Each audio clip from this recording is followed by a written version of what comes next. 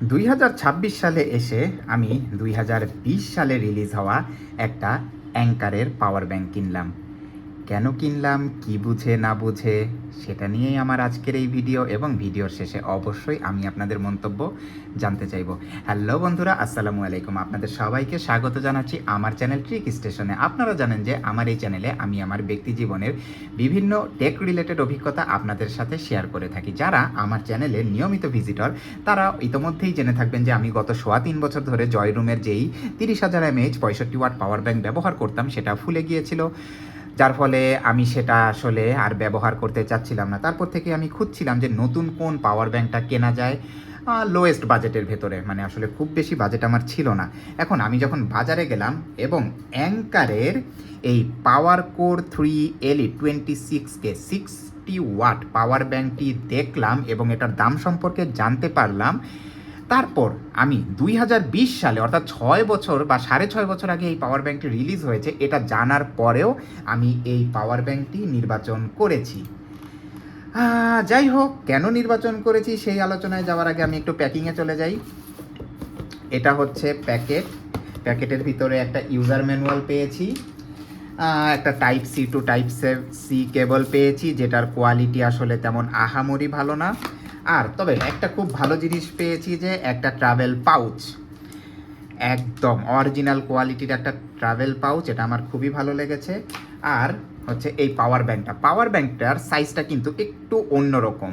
অন্য 30,000 mAh এর power bank সাধারণত আরও মোটা হয় এবং ছোট হয়, কিন্তু এই পাওয়ার ব্যাংকটা লম্বা বাট চিকন, এর ফলে ওয়েট ডিস্ট্রিবিউশনটা বেশ ভালো এবং ব্যাগের ভিতরে এটা অতিরিক্ত কোনো জায়গা নেয় না।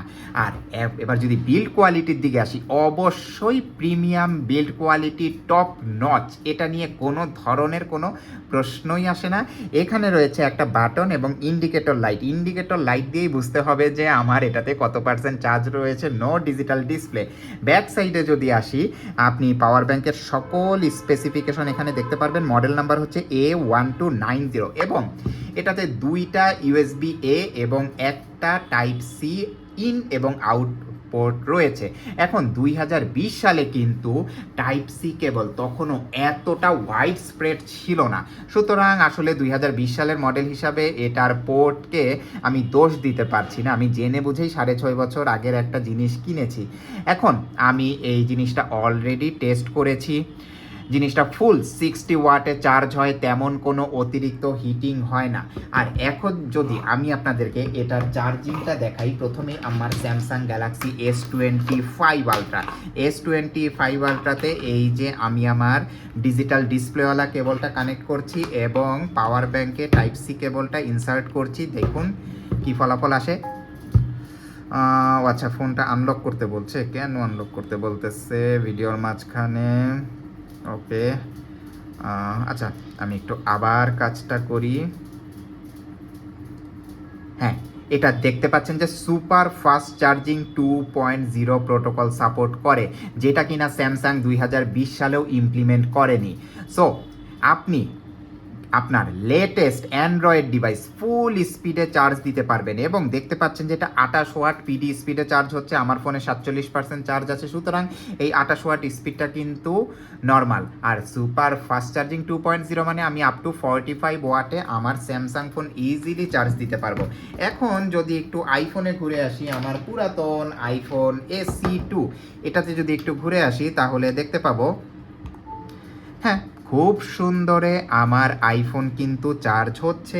এবং এই পাওয়ার ব্যাংকটা অ্যাট এ টাইম 3 ডিভাইসকে চার্জ করতে পারবে। এই পাওয়ার ব্যাংকে আরেকটা সুবিধা রয়েছে, যেটা কিনা মডার্ন অনেক পাওয়ার ব্যাংকেই আমি পাই না।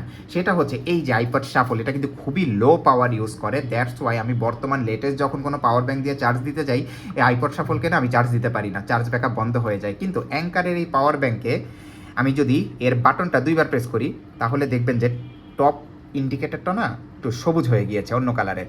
এখন আমার এই আইপড শাফল খুব ইজিলি আমার এই পাওয়ার ব্যাংক থেকে চার্জ রিসিভ করতে পারবে, যেটা আমার জন্য খুবই কনভেনিয়েন্ট, যেহেতু আমি নতুন করে আইপড শাফল ব্যবহার শুরু করেছি। এখন কেন আমি এই পাওয়ার ব্যাংক নির্বাচন করলাম? অবশ্যই অ্যাঙ্কার একটা ফ্যাক্টর, এটা একটা প্রিমিয়াম ব্র্যান্ড, এবং আমি এদের একটা 60 watt PD 25,600 mAh power bank যখন 4,500 টাকায় পাবো, তখন আমি কেন নিব না? অথেন্টিসিটি অবশ্যই আমি এনশিওর হয়ে নিয়েছি। আরেকটা ব্যাপার হচ্ছে 30,000 এমএএইচের পাওয়ার ব্যাংক কিন্তু এয়ারপ্লেনে ফ্লাই করা যায় না, এটা নিয়ে আপনি উঠতে পারবেন না। এয়ারপ্লেনের লিমিট হচ্ছে 26,000 এমএএইচের মতো, আর অ্যাঙ্কারের এই পাওয়ার ব্যাংকটা হচ্ছে 25,600 এমএএইচ। সুতরাং এই পাওয়ার ব্যাংক নিয়ে আপনি যে কোনো ফ্লাইটে এটা ক্যারি করতে পারবেন, এটা একটা বড় বেনিফিট এই পাওয়ার ব্যাংকের। সুতরাং যদিও এই পাওয়ার ব্যাংকটা পুরনো, আমি চিন্তা করে দেখলাম যে এটা 2026 সাল এবং আগামী কয়েক বছর আমার সকল পারপাস সার্ভ করবে। সুতরাং কেন প্রিমিয়াম ব্র্যান্ডের একটা পাওয়ার ব্যাংক আমি নিব না? এখন আপনাদের কি মতামত? আমার জায়গায় হলে আপনারা কি করতেন সেটা প্লিজ ভিডিওর কমেন্ট বক্সে জানান। আমি অধীর আগ্রহে অপেক্ষা করছি আপনাদের কমেন্ট জানানোর জন্য। ভিডিওটি ভালো লেগে থাকলে অবশ্যই লাইক দিবেন, আর এমন আরও অনেক বাস্তব টেক ভিডিও দেখতে চাইলে আমার চ্যানেল ট্রিক স্টেশনে সাবস্ক্রাইব করে ফেলুন। সবাইকে ধন্যবাদ।